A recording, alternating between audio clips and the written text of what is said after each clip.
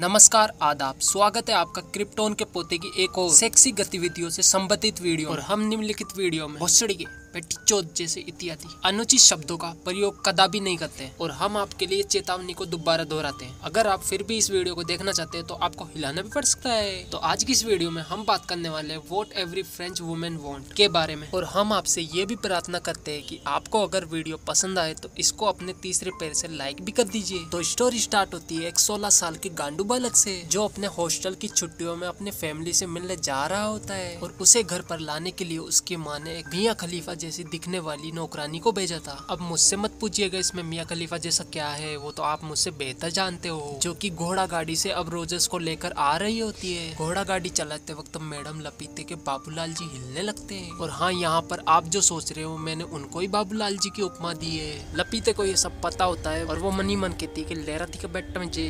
कुछ ही देर में रोजर्स अपने घर पे पहुंच जाता है और सबसे पहले वो अपनी माँ से मिलता है। लेकिन तभी रोजर्स की मदर उसकी पेंट पर पड़ती है और वो बोलती है, ओ मेरे बिट्टू ने पेंट पर शैम्पू लगा लिया। बट हम व्यूअर्स तो डेढ़ शाने होते हैं तो हमें पता होता है कि ये शैम्पू नहीं बल्कि लपीते के पपीतों के कारण जो रस निकला है रोजर्स का वो है, यानी कि वीर्य। तो इस पर रोजर्स की मौसी मार्गरेटा कहती है कि इस उम्र में ये हो जाया करता है, लाओ इसे मैं साफ कर देती हूँ। और फिर मार्गरेटा उसे साफ कर देती है। यहीं पर हम एक और मेड उर्सुला को भी देखते हैं जो कि रोजर्स का काफी ज्यादा सपोर्ट करती है। आगे स्टोरी में हमें बताया जाता है कि इस गांडू बालक की एक छोटी बहन भी है जिसका नाम बार्था है। बार्था उसे घुमाने के लिए जंगल में ले जाती है जहाँ पर उसे मिस लपीते मिल जाती है। अब वो दोनों बात कर रहे होते हैं और आंटी लपीते अपना घाघरा ऊंचा करके वहीं पे सुसु करने लगती है। अब यहाँ पर रोजर्स चौंक जाता है और मनी मन बोलता है, अरे ये तो मेरे वाली है यार। अब रोजर्स जंगल के रास्ते जा रहा होता है तो उसे एक लड़की के हंसने की आवाज आती है और जब वो उस आवाज का पीछा करता है तो उसे उसकी घर की मेड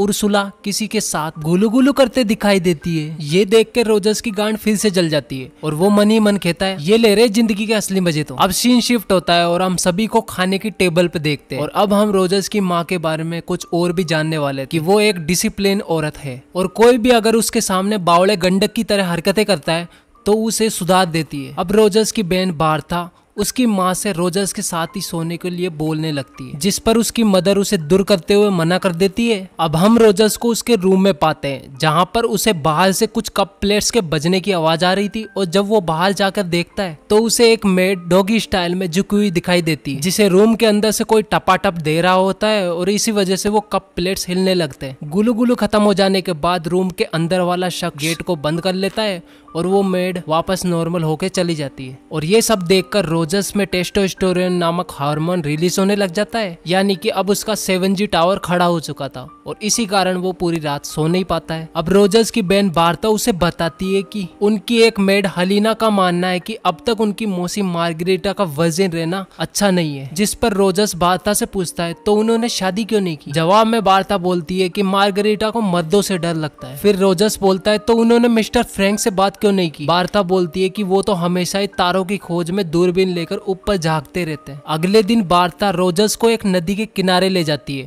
और बताती है कि सभी नौकरानियां और नौकर यहाँ पर आकर अपनी पर्सनल बातें करते हैं। कुछ ही देर में वहाँ पर घर की सारी मेड्स आ जाती है और नदी के दूसरी तरफ घर के सारे नौकर्स भी आ जाते हैं जो कि सुसु करते हुए अपना उन्हें दिखाने लगते हैं। और यहाँ पर हमारी छोरियां छोरों से कम थी क्या, इस मुहावरे को स्पष्ट करते हुए वो अपना पिछवाड़ा उनको दिखाने लगती है। और नौकरों के लिए तो यही काफी होता है। वो ये सब देखकर वहां से चले जाते हैं और ये सब कुछ रोजर्स और बार्था पेड़ के पीछे छिपकर देख रहे होते हैं, जहां पर रोजर्स मनी मन बोलता है कि मुझे कब मिलेगी ये सुविधाएं। अब हम देखते हैं कि घर पर रोजर्स की बड़ी बहन एलिसा और उसका बाप आया हुआ होता है। एलिसा सबको गले लगाने लगती है बट रोजर्स को सूंघती भी नहीं है, जिस पर रोजर्स बोलता है कि मरो बेटी चोदो, मेरे साथ ही इतना बुरा क्यों कर रखा है। अब हम रोजर्स को एक नौकरानी की स्कर्ट में झांकते हुए देखते हैं। तभी वहाँ पर एक नौकर भी आ जाता है जो कि रोजर्स को बोलता है, अरे मरे न कहीं पे जाके, और वो उस पे घास मारकर उसे वहाँ से भगा देता है। अब इस बात से रोजर्स अपना मुंह को सुझा लेता है और इस सूजे हुए मुंह को देखकर बार्था को उस पर तरस आ जाता है। बार्था उसे एक चर्च में लेके जाती है जहाँ पर एक मोंक वहाँ की सभी महिलाओं के कन्फेशंस को सुनता था, यानी कि किसी भी महिला ने जाने अनजाने में कोई पाप किया हो और वो उसका कन्फेशन करना चाहती है तो वो इसी मोंग के पास आकर कन्फेशन किया करती थी। तो वार्ता रोजर्स को इस छिपी हुई जगह के बारे में बताकर वहाँ से चली जाती है। अब रोजर्स उस जगह पे छिपकर किसी लेडी का इंतजार करता है जो कि यहाँ पर आके कन्फेस करे। कुछ ही देर में वहाँ पर मार्गरेटा आती है जो कि मोंग से कन्फेशन करने लगती है। वो बोलती है कि मुझसे पाप हो चुका है, अभी कुछ ही दिन पहले आए नेफ्यू के साथ मैंने अपने आप को सेक्स करते हुए इमेजिन कर लिया है। ये सुनकर रोजर्स की नुन्नू पर गुदगुदी होने लग जाती है और वो इसी गुदगुदी में इस जगह को तोड़कर मोंग के ऊपर आ गिर पड़ता है। वहाँ पर मोंग उसे पकड़ लेता है और अब वो रोजर्स को पकड़ के उसके घर वालों के पास ले जाता है। और हम सभी को पता ही था कि रोजर्स की माँ कितनी दयालु है। अब रोजर्स की माँ उस डोकरे मोंग से पूछती है कि इस हवस के लोंडे को क्या सजा देनी चाहिए। जवाब देते हुए वो बूढ़ा बोलता है कि इसकी गेंद पर 10 लाठी चार्ज करनी चाहिए और ये मार्गरीटा को ही करना होगा। तो आपकी इतनी मांग के बाद हम वापस से ला चुके हैं सेक्सी गतिविधियों से संबंधित एक और वीडियो। अब इसी तरीके की हमारी पिछली वीडियो पे येलो डॉलर आ गया था, यानी कि ना के बराबर इनकम हुई थी उस पे। तो आप सभी से रिक्वेस्ट है, भले ही 1 रुपया ही आप डोनेट करें लेकिन कुछ ना कुछ डोनेट कीजिएगा, क्योंकि मोनेटाइज से ऐसी प्रकार की वीडियो में बिल्कुल भी इनकम जनरेट नहीं होती है। पेटीएम नंबर आपको वीडियो के ऊपर या फिर डिस्क्रिप्शन में मिल जाएगा। जिस पर मार्गरीटा पहले तो मना करने लगती है, बट रोजर्स की माँ के फोर्स करने के बाद वो रोजर्स के चित्रों को सेक देती है। और ये सब कुछ वेनेसा का पति यानी कि दामाद जी भी देख रहे होते हैं और वो इसे देखकर बहुत भी खुश होते हैं। लेकिन खिड़की से देख रही उर्सुला और बार्ता को ये जरा भी पसंद नहीं आता। अब गांडू रोजर्स अपने रूप में आके सिसकियां लेते हुए रोने लगता है। यहाँ पर रोजर्स को पिटने से ज्यादा इस बात का दुख हो रहा था कि हर कोई किसी न किसी की बजा रहा है, बट ये सब लोग मिलकर मेरी ही क्यों बजा रहे हैं। तभी रोजर्स को वापस से वो कप प्लेट्स हिलने की आवाज आती है और वो बाहर आके देखता है तो वही हलीना मेड वहाँ पर झुकी हुई थी और फिर से एक अलग प्लेयर उसकी बजा रहा होता है। इस सीन का मजा रोजर्स के अंकल फ्रैंक भी ले रहे होते हैं और वो रोजर्स को देखकर बोलते हैं अरे भग बेटी चोद, और वहाँ से भाग जाते हैं। उर्सुला वहाँ पर आती है और रोजर्स से बोलती है कि अगर ज्यादा दर्द हो तो गांड पर मलहम लगा दूं क्या।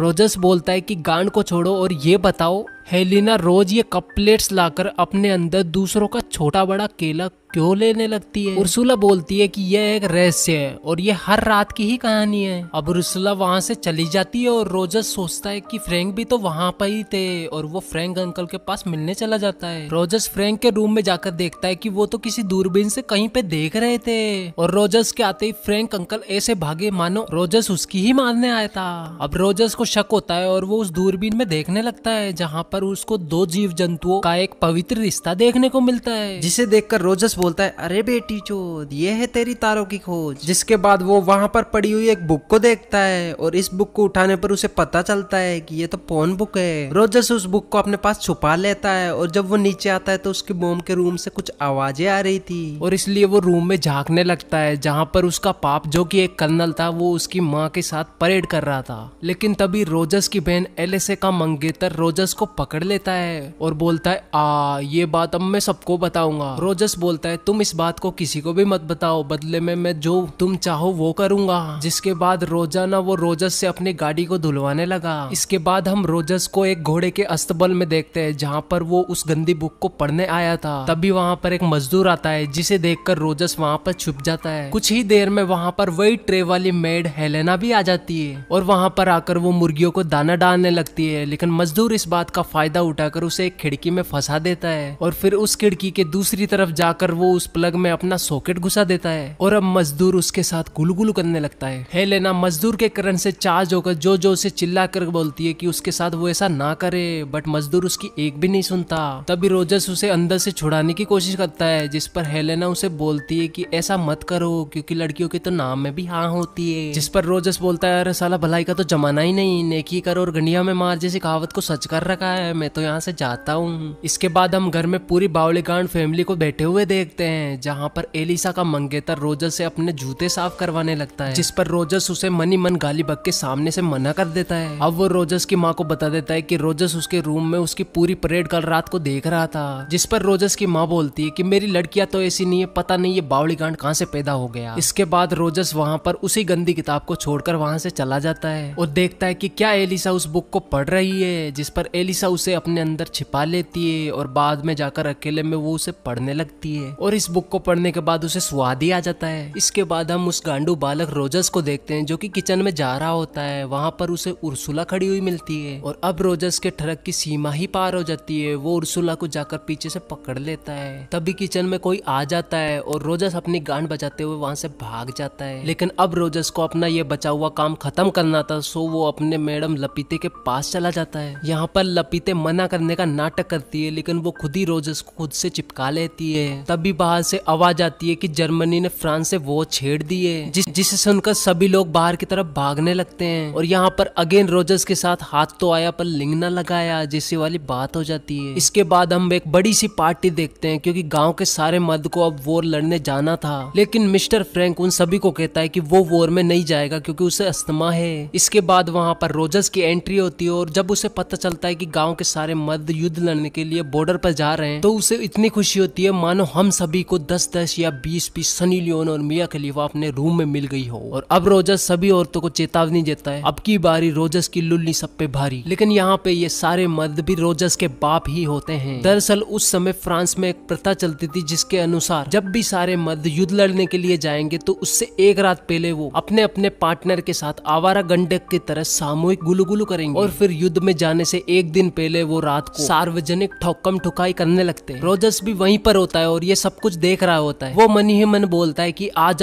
और बस कल से इस पूरे गांव का राजा एक ही होगा, यानी कि रोजर्स चड्डाधारी, एक अद्भुत बलात्कारी। अब अगले दिन गांव की सभी औरतें अपने अपने पार्टनर को युद्ध में भेजने के लिए तैयार हो जाती है। अब रोजर्स अपने मास्टर प्लान को अंजाम देने के लिए तैयार हो जाता है। वो सबसे पहले जाकर उर्सुला को पकड़ लेता है और जब वह ऊपर अकेली होती है वो उससे जाकर चिपटने लग जाता है और आखिरकार वो फर्स्ट टाइम अपनी वर्जिनिटी को लूज कर देता है गुलुगुलु प्रक्रिया द्वारा। और अब वो उर्सुला को बोलता है कि वह उसे प्यार करता है और वो शादी करना चाहता है, जिस पर उर्सुला उसे कहती है कि जब भी कोई अपनी वर्जिनिटी लूज करता है तो उसकी पहली लाइन यही होती है। इसके बाद रोजर्स की खुशी की कोई सीमा ही नहीं होती क्योंकि ये उसका फर्स्ट टाइम था। वो अपनी बहन बार्ता के साथ अपनी मोम का कन्फेशन देखने जाता है जहाँ पर उसकी मोम एक मॉन्क से कन्फेस कर रही थी कि मैं नाइट में अलग अलग पोजीशन के साथ गुलुगुलु किया करती हूँ अपने पार्टनर के साथ, तो ये क्या कोई पाप है? जिसके जवाब में मॉन्क उसे बोलता है कि ये कोई भी पाप नहीं है। जिस तरीके से एक प्लग में सॉकेट को घुसाना ही पड़ता है उसी तरीके से दो जीव जंतु चाहे तो अपने साथ कुछ भी कर सकते हैं। तभी रोजर्स अपनी गांड फुलाकर वहाँ पर आ जाता है मानो अब कोई भी आदमी ना हो जो उसे रोक सके। वो उस मॉन्क से बोलता है कि पहले तो तूने मेरी गांड लाल करवा दी थी लेकिन आज कोई भी मर्द नहीं है जो मुझे पकड़ सके, इसलिए वो उससे डरता भी नहीं है। इसके बाद हम नदी के किनारे रोजर्स का एक और शिकार देखते हैं जहाँ पर वो पानी में से एक ठरकी शार्क की तरह बाहर आता है और एक और निर्दोष जीव के साथ बैंग बैंग कर देता है। अब हम अगले सीन में देखते हैं कि रोजर्स के फादर घर आ चुके हैं क्योंकि वो कर्नल थे इसलिए वो वॉर के दौरान भी घर आया जाया करते थे। नाइट में रोजर्स अपनी मौसी मार्गरीटा और शेफ को अपने मॉम डैड के रूम में जागते हुए देखते हैं जहाँ पर रूम में अलग ही टपाटप चल रहा था जिसकी आवाजें अब रोजर्स भी बाहर कान लगा के सुन रहा था। इसके बाद रोजर्स मार्गरीटा के बेड पे जाके सो जाता है और जब मार्गरीटा वहाँ पर आती है तो वो उसे पूछ लेता है कि तुम अभी तक वर्जिन क्यों हो, क्योंकि मैं तो अभी तक वर्जिन नहीं रहा। इसके बाद वो दोनों जीव जंतु भी गुलू गुलू करने लगते हैं। अगले दिन वही कप ट्रे वाली मेड हेलिना अपनी कप ट्रे लेकर वहाँ पर आती है लेकिन इस बार उसे बचाने के लिए वहाँ पर कोई नहीं था। परिस्थिति को समझते हुए हेलिना रोजर्स के रूम में ही चली जाती है और अब रोजर्स उसकी कप प्लेटों को हिला देता है। अगले सीन में हमें दिखाते हैं कि रोजर्स की बड़ी बहन घोड़ों के हस्तबल में जा रही होती है लेकिन रोजर्स उसको भी नहीं छोड़ता, वो उसके साथ भी टपाटप क्रिया करने लग जाता है। और अब इस तरीके से रोजर्स के रूम में रोज लाइनें लग जाती है, कभी उर्सुला, कभी उसकी बहन तो कभी मार्गरीटा, और एक मानव को इससे ज्यादा क्या ही चाहिए। अब हम देखते हैं कि एलिसा रोजर्स के पास आकर बोलती है कि वो प्रेग्नेंट है और अब तो वॉर भी खत्म हो चुकी है और अब सभी अपने घर वापस आ चुके हैं। और अब रोजर्स को डर लगने लग जाता है कि एलिसा की तरह बाकी सब भी प्रेग्नेंट ना हो जाए, और होता भी ऐसा ही है। पहले उर्सुला और बाद में मार्गरेट आकर रोजर्स को बोलती है कि वो दोनों भी प्रेग्नेंट हो चुकी हैं। अब रोजर्स अपने सारे पापों को ठिकाने लगाने के लिए एक मास्टर प्लान बनाता है जिसके तहत वो सबसे पहले एलिसा को उसके मंगेतर को सेड्यूस करने के लिए बोलता है और वो बेड पर रेड नेल पॉलिश भी गिरा देता है ताकि उसके मंगेतर को लगे ये अभी भी वर्जन है। इसके बाद रोजर्स मार्गरेटो को बोलता है कि वो फ्रैंक के साथ गुलू गुलू कर ले ताकि ये बच्चा उसका साबित हो जाए, और उर्सुला तो खुद ही गांव के एक टुंडे से शादी कर लेती है। और अब इस तरीके से रोजर्स के हाथ तो आया और उसने खूब भर भर के खाया और अपने पापों को ठिकाने भी लगाया, जिसके बाद वो एक बार फिर से उसी कप प्लेट वाली के साथ गुलू गुलू करने लगता है। इसके बाद हम सभी प्रेग्नेंट औरतों को देखते हैं जिनके पेट अब और भी ज्यादा फूल चुके थे, और कमाल की बात तो ये थी कि वो सभी अपने बच्चों का नाम रोजस रखना चाहती थी। इसके बाद हम उस गांडू बालक को देखते हैं जो कि गांडू बालक से अब महिलाओं का ठरक विशेषज्ञ बन गया था। वो अब वापस से अपने हॉस्टल जाने के लिए तैयार हो जाता है और वहाँ पर उसे वही कप प्लेट वाली मेड दिखती है जिसके पास भी अब रोजस का प्रसाद होता है, जिसे देखकर रोजस बोलता है कि अब तुम्हारा भी कुछ जुगाड़ करना पड़ेगा। जिस पर वो मेड बोलती है कि मुझे तो कोई भी बजा लेता है, मैं इसे किसी का भी बता दूंगी,